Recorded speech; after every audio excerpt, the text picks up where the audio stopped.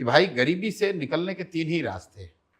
दुनिया में जितने विद्वान हुए उन्होंने तीन ही रास्ते बताए हैं, तीन ही तरीका है गरीबी से निकलने का। या तो आप शिक्षित बनकर नौकरी रोजगार पालो, या आपके पास जमीन हो खेती किसानी करके अपना स्थिति सुधार लो, या आपके पास पैसा पूंजी हो तो रोजी रोजगार व्यापार करके आगे बढ़ सकते हो। बिहार में 2/3 से ज्यादा लोगों के पास ये तीनों में तीनों सुविधा नहीं है। ये इतनी बड़ी संख्या में जो आपको भयावह गरीबी दिखती है, उसकी एक मूल वजह यह है कि बिहार में एक बड़ी आबादी के पास ये तीनों में तीनों सुविधा नहीं है। उनके बच्चों के पास पढ़ाई की सुविधा नहीं है।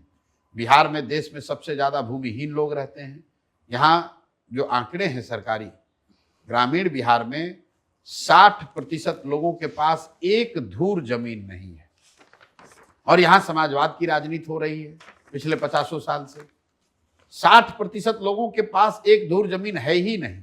आज मैंने प्रेस कॉन्फ्रेंस की है, 86% दलितों के पास 1 इंच जमीन नहीं है। वही हाल पूंजी का है। पिछले 30 वर्ष में 26 लाख करोड़ रुपया बिहार के बैंकों ने बिहार से दूसरे राज्यों में ट्रांसफर किया है। तो जब आपके पास पढ़ाई नहीं है, जमीन नहीं है और पूंजी नहीं है, तो आप गरीबी से निकलिएगा कैसे? हमने देखा चाहे जितने नारेबाजी करनी है कर लो, जिसको जिताना है जिता लो, जिसको हराना है हरा लो। जब तक इन आधारभूत 3 चीजों को नहीं सुधारा जाएगा तब तक बिहार में आमूलचूल परिवर्तन नहीं हो सकता है।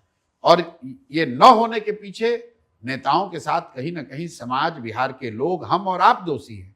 क्योंकि हमने न कभी पढ़ाई पर वोट दिया, न हम लोगों ने भूमि सुधार के लिए वोट दिया, न हम लोग रोजी रोजगार पैसे पूंजी के लिए वोट देते हैं। हम लोग वोट दे रहे हैं 5 किलो अनाज के लिए, हम लोग वोट दे रहे हैं मोदी के मंदिर मस्जिद के लिए, हम लोग वोट दे रहे हैं गुजरात के विकास की कहानी सुनकर, हम लोग वोट दे रहे हैं यहाँ पर बिजली और सड़क के नाम पर।